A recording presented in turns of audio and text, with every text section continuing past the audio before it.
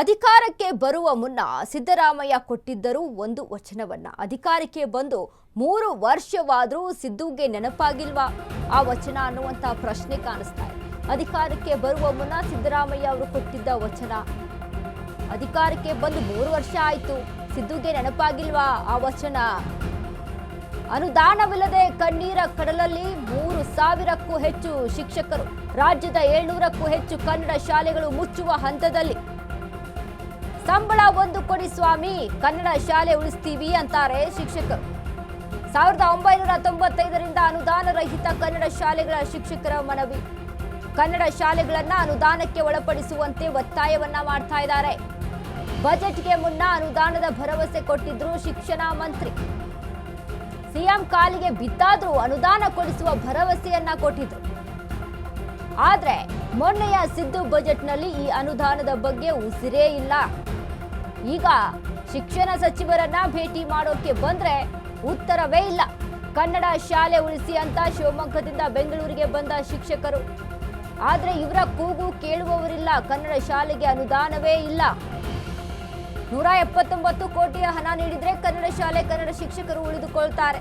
ಸರ್ಕಾರ ಎಂತೆಂಥದ್ದಕ್ಕೋ 100 ಕೋಟಿ ಖರ್ಚು ಮಾಡುತ್ತೆ.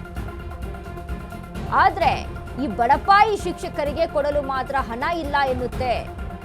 ಸರ್ಕಾರದ ಈ ಮಲತಾಯಿ ಧೋರಣೆಗಳಿಂದ ಸಿಡಿದೆದ್ದ ಶಿಕ್ಷಕರು.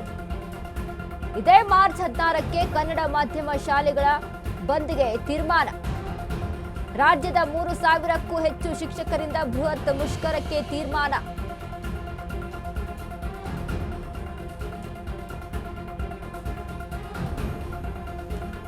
ಈ ಕಾಂಗ್ರೆಸ್ ಸರ್ಕಾರ, ಅದರಲ್ಲೂ ಸಿದ್ದರಾಮಯ್ಯ ಅವರು ಮಾಡ್ಕೊಂಡಂತ ಎಡವಟ್ಟುಗಳನ್ನ ನಾವಿಲ್ಲಿ ನೋಡ್ತಾ ಹೋದ್ರೆ ನಿಜಕ್ಕೂ ಸಹಿತ ಕನ್ನಡ ಶಾಲೆಗಳು ಮುಚ್ಚುವಂತ ಹಂತಕ್ಕೆ ಬಂದಿದೆ ಅಂತ ಅಂದ್ರೆ ಯಾವ ರೀತಿಯಾದಂಥ ಆಡಳಿತವನ್ನ ನಡೆಸ್ತಾ ಇದ್ದೀರಾ ನೀವು ಅನ್ನುವಂಥ ಪ್ರಶ್ನೆ ಕಾಣಿಸ್ತಾ ಇದೆ. ಯಾಕಂದ್ರೆ ಕನ್ನಡ ಶಾಲೆಗಳನ್ನ ಮುಚ್ಚಿ ಹೋರಾಟಕ್ಕೆ ಬರ್ತಾರೆ ಶಿಕ್ಷಕರು ಅಂತ ಅಂದ್ರೆ ನಿಜಕ್ಕೂ ಸಹಿತ ಅಂದ್ರೆ ಕನ್ನಡ ಶಾಲೆಗಳನ್ನ ಉಳಿಸ್ಬೇಕು, ಬೆಳೆಸ್ಬೇಕು ಅನ್ನುವಂಥದ್ದು ಇದೇ ಸರ್ಕಾರ ಹೇಳ್ತೆ. ಬಟ್ ಇಲ್ಲಿ ನಡೀತಾ ಇರುವಂಥದ್ದೇನು?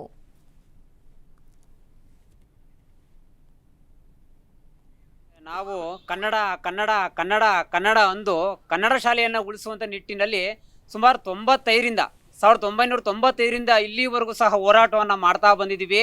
30 ವರ್ಷಗಳ ಹೋರಾಟ ಇದು. ಇದಕ್ಕೆ ಅನುದಾನಕ್ಕೆ ಒಳಪಡಿಸಿ ಸರ್ಕಾರಿ ಶಾಲೆಗಳನ್ನಾಗಿ ಮಾಡಿ ಅಲ್ಲಿರೋ ಶಿಕ್ಷಕರಿಗೆ ಅನುದಾನವನ್ನು ಕೊಟ್ಟು ಅಲ್ಲಿನ ಶಿಕ್ಷಕರಿಗೆ ಬೆಳಕಾಗ್ರಿ ಅಂತ ಬೇಡ್ತಾ ಬಂದಿದ್ದೀವಿ. ಆದರೆ ನಾವು ಇಲ್ಲಿ ಎಲ್ಲಿ ಮಹಾರಾಷ್ಟ್ರದಾಗ ಬೇಡ್ತಾ ಇದ್ದೀವಿ ಅನ್ನೋ ಮಟ್ಟದಲ್ಲಿ ನಾವು ಕಾಣ್ತಾ ಇದ್ದೀವಿ. ಯಾಕೆಂದರೆ 30 ವರ್ಷ ಬೇಕಾ ಕರ್ನಾಟಕದಲ್ಲಿ ಕನ್ನಡ ಉಳಿಸಿ ಅಂತ? 30 ವರ್ಷ ಬೇಕಾ? ಆದರೆ ಎಲ್ಲ ಸಚಿವರು ಬರ್ತಾರೆ, ಎಲ್ಲ ರಾಜಕಾರಣಿಗಳು ಬರ್ತಾರೆ, ಕನ್ನಡ ಶಾಲೆಗೆ ಉಳಿಸ್ಬೇಕು, ಕನ್ನಡವನ್ನು ಬೆಳಿಬೇಕು ಅಂತಾರೆ. ಆದರೆ ಅವ್ರ ಹತ್ರ ಕಾಲಿಡಿದಾಗ ಇದು ಹೋಗಪ್ಪ ಸ್ಟೇಟ್ ಪಾಲಿಸಿ, ಹೋಗಪ್ಪ ಇದು ಸ್ಟೇಟ್ ಪಾಲಿಸಿ. ಯಾರು ಸ್ಟೇಟ್ ಪಾಲಿಸಿ ಸರ್ ಇದು? ಕನ್ನಡ ಶಾಲೆ ಅನ್ನೋದು ಯಾರು ಸ್ಟೇಟ್ ಪಾಲಿಸಿ ಇದು? ಕನ್ನಡ ಉಳಿವೆಲ್ಲ ನಾವು ಹಾಳು ಮಾಡ್ತಾ ಇಲ್ಲ, ರಾಜಕಾರಣಿಗಳು ಹಾಳು ಮಾಡ್ತಾ ಇದ್ದಾರೆ. ಮೇಡಮ್ರ ಸುಮಾರು ಇಲ್ಲಿ 95ರಿಂದ ಇಲ್ಲಿವರೆಗೂ 30 ವರ್ಷ ಆಯ್ತು ಮೇಡಮ್ರೆ ಕನ್ನಡ ಶಾಲೆಗಳನ್ನು ಅನುದಾನಕ್ಕೆ ಒಳಪಡಿಸಿದೆ.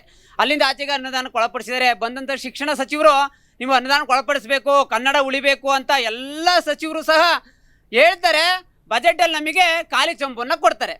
ಆ ಖಾಲಿ ಚೊಂಬು ಇಟ್ಕೊಂಡು ನಾವು ಬದುಕಬೇಕು ಅನ್ನೋ ನಡೆಸ್ತಾ ಇದೀವಿ. ಮತ್ತೂ ಸಹ ನಾವು ಯಾಕೆ ಕನ್ನಡ ಶಾಲೆಯನ್ನು ಉಳಿಬೇಕು ಅಂತ ನಡೆಸ್ತಾ ಇದೀವಿ ಅಂದರೆ 30 ವರ್ಷದಿಂದ ಹೋರಾಟ ಮಾಡ್ತಾ ಬಂದಿದ್ದಾರೆ. ಕೆಲವೊಬ್ರು ರಿಟೈರ್ಡ್ ಆಗೋದ್ರು, ಸಂಬಳ ತಗೊಳ್ಳದೆ ರಿಟೈರ್ಡ್ ಆಗೋದ್ರು, ಇನ್ನೊಬ್ರು ಸತ್ತು ಹೋಗಿದ್ದಾರೆ ಮೇಡಮ್, ಆತ್ಮಹತ್ಯೆನೂ ಮಾಡ್ಕೊಂಡಿದ್ದಾರೆ. ಇನ್ನೇನು ಉಳಿದಂಥ ಕೆಲವೇ ಒಂದು 600ರಿಂದ 700 ಕರ್ನಾಟಕದಲ್ಲಿ ಕನ್ನಡ ಶಾಲೆ ಉಳಿದಿರೋದು ಮೇಡಮರೇ. ಆ ಕನ್ನಡ ಶಾಲೆಗೆ ಅನುದಾನಕ್ಕೆ ಒಳಪಡಿಸಿ ಅಂತ ಸಾಕಷ್ಟು ಮನವಿ ಮಾಡಿದ್ದೇವೆ. ಈಗ ಬಂದಂಥ ಶಿಕ್ಷಣ ಸಚಿವರು ನಮ್ಮ ಜಿಲ್ಲೆಯವರೇ, ಶಿವಮೊಗ್ಗ ಜಿಲ್ಲೆಯವರೇ, ಮೊದಲ ಆದ್ಯತೆಯನ್ನು ಕನ್ನಡ ಕೊಡ್ತೇನೆ, ನಾನು ರಕ್ತದಲ್ಲಿ ಕನ್ನಡ ಇದೆ, ನಾನು ಕನ್ನಡ ಶಾಲೆಯನ್ನು ಉಳಿಸ್ತೇನೆ, ಕನ್ನಡ ಬೆಳಿಬೇಕು, ಉಳಿಬೇಕು.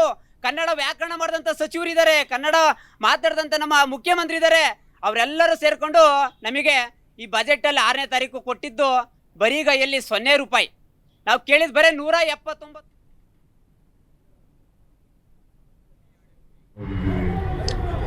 ಇವೆಲ್ಲ ಕಷ್ಟ ಇದೆ. ಬಟ್ ಎನಿವೇ ನಾವು ಅಧಿಕಾರದಲ್ಲಿಲ್ಲ ಈಗ. ಐ ಡೋಂಟ್ ನೋ, ನನಗೆ ನೀವು ಅಧಿಕಾರ ನನ್ನ ಗಮನಕ್ಕೆ ತಂದಿದ್ರು ಇರೋ ಗೊತ್ತಿಲ್ಲ, ನಾನು ಮರ್ತೋಗಿಲ್ಲ.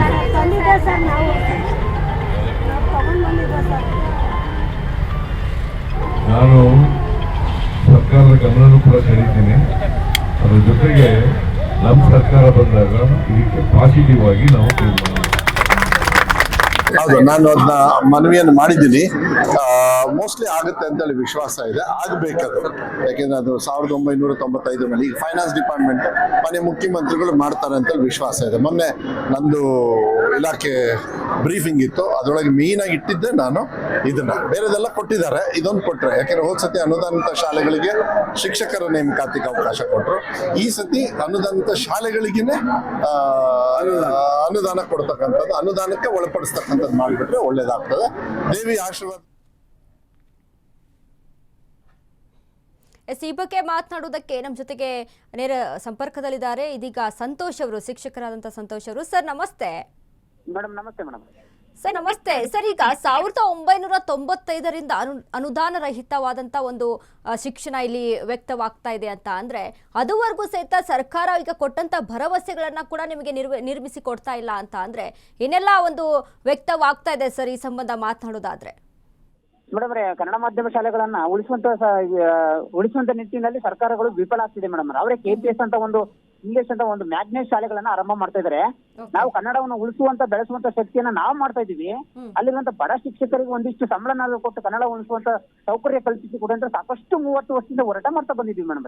ಅದರಲ್ಲಿರುವಂತ ನಮ್ಮ ರಾಜ್ಯ ಒಕ್ಕೂಟದ ಅಧ್ಯಕ್ಷರಾದಂತ ಶಿವಪ್ಪ ಸರ್ ಈ ವರ್ಷ ರಿಟೈರ್ಡ್ ಆದ್ರು ಮೇಡಮ್. ₹1 ಸಂಬಳ ತಗೋದಲ್ಲಿ ರಿಟೈರ್ಡ್ ಆದ್ರು ಮೇಡಮ್. ಏನ್ ನಾವು ಸರ್ಕಾರ ಕೊಡುವಂತ ಕೆಲಸವನ್ನ ನಾವು ಮಾಡ್ತಾ ಇದೀವಿ ಮೇಡಮ್. ನಮ್ದು ಸ್ವತಃ ಬಿಲ್ಡಿಂಗ್ ಇದಾವೆ, ಮೂಲಭೂತ ಸೌಕರ್ಯಗಳಿದಾವೆ, ಎಲ್ಲವೂ ಇದಾವೆ ಮೇಡಮ್.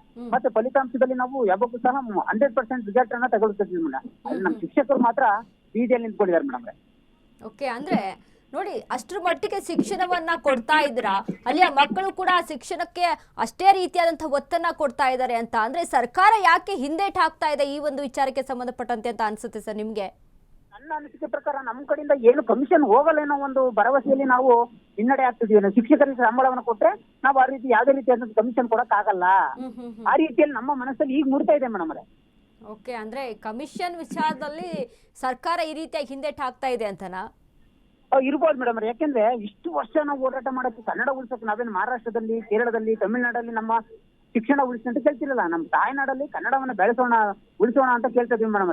ನವೆಂಬರ್ ತಿಂಗಳಲ್ಲಿ ಮಾತ್ರ ಕನ್ನಡ ರಾಜ್ಯೋತ್ಸವ ಮಾಡ್ಕೊಂಡು, ಕನ್ನಡ ಕನ್ನಡ ಹೀಗೆ ಸಾಹಿತ್ಯ ಸಮ್ಮೇಳನ ಮಾಡ್ಕೊಂಡು 106 ಕೋಟಿ ಖರ್ಚು ಮಾಡ್ಕೊಂಡು ಕನ್ನಡ ಶಾಲೆ ಇಲ್ದಂಗೆ ಮಕ್ಕಳನ್ನ ಕಲಿತಾ ಇದ್ದಂಗೆ ಕನ್ನಡ ಹೆಂಗ್ ಬರುತ್ತೆ, ಅಭಿವೃದ್ಧಿ ಆಗುತ್ತೆ ಮೇಡಮ್. ಹೌದು ಸರ್. ಈಗ ಮೇಡಮ್ ಈಗ ಇದೆ, ಒಂದ್ ವೇಳೆ ಏನಾದ್ರೂ ಇದಕ್ಕೆ ಸ್ಪಂದಿಸಲಿಲ್ಲ ಸರ್ಕಾರ ಅಂತ ಅಂದ್ರೆ ಹೋರಾಟಕ್ಕೆ ಮುಂದಾಗ್ತೀವಿ ಅನ್ನುವಂತ ನಿಲುವನ್ನ ಇಟ್ಕೊಂಡಿದ್ದೀರಾ ಅಂತ?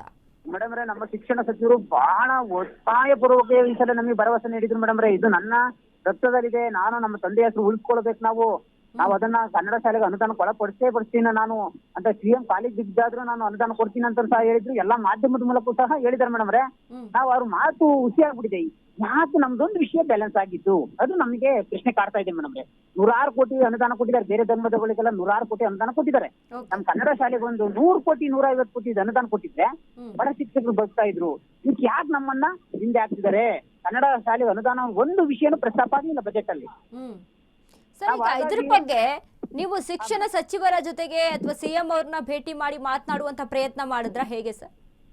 ಮೇಡಮ್ ಶಿಕ್ಷಣ ಸಚಿವರನ್ನ ಸಾಕಷ್ಟು ಬಾರಿ, ಸುಮಾರು 3 ವರ್ಷದಿಂದಲೂ ಸಾಕಷ್ಟು ಬಾರಿ ಭೇಟಿಯಾದ್ರೂ ಸಹ ಅನುದಾನ ಕೊಡ್ತೀನಿ, ಬಜೆಟ್ ಅಲ್ಲಿ ನಾನು ಫಸ್ಟ್ ಪ್ರಿಫರೆನ್ಸ್, ಫಸ್ಟ್ ಅಜೆಂಡಾ ನಂದಿದೆ, ಕೊಡ್ಲೇಬೇಕು ಅಂದವರು ಬಜೆಟ್ ಅಲ್ಲಿ ಒಂದ್ ಹಂತದಕ್ಕಿಲ್ಲ ಅಂದ್ರೆ ಫಸ್ಟ್ ಪ್ರಿಫರೆನ್ಸ್ ಅಂದ್ರೆ ಏನು, ಫಸ್ಟ್ ಅಜೆಂಡಾ ಅಂದ್ರೆ ಏನೋ ಗೊತ್ತಾಗ್ತಿಲ್ಲ ಮೇಡಮ್ ನಮಗಿದು. ಅಂದ್ರೆ ಕೊಟ್ಟಿರುವಂತಹ ಮಾತಿಗೆ ಇಲ್ಲಿ ಬೆಲೆ ಇಲ್ಲ. ಏನ್ ಮಾಡಬೇಕು ಅಂತ ನಿಶ್ಚಳವಾಗಿ ನಾವು ಮಾಡ್ತೀವಿ. Madam okay sir. ಈಗ ಆದ್ರೆ ಕೊಟ್ಟಿರುವಂತಹ ಮಾತಿಗೆ ಅದನ್ನ ನಡೆಸ್ಕೊಳ್ತಾ ಇಲ್ಲ ಸರ್ಕಾರ ಅಂತ. ಹಲೋ ಸರ್ ಕೇಳಿಸ್ತಾ ಇದೆಯಾ? ಹಲೋ ಸರ್, ನನ್ನ ಧ್ವನಿ ಕೇಳಿಸ್ತಿದ್ಯಾ?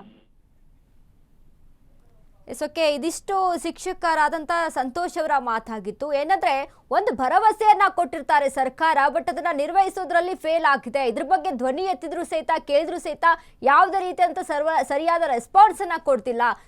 ಕನ್ನಡ ಶಾಲೆಗಳು ಉಳಿಬೇಕು, ಶಿಕ್ಷಕರು ಉಳಿಬೇಕು ಅಂದ್ರೆ ಒಂದು ಅನುದಾನವನ್ನ ಕಲ್ಪಿಸಿಕೊಡಿ ಅನ್ನುವಂಥದ್ದು ಶಿಕ್ಷಕರ ಮನವಿ ಆಗಿದೆ.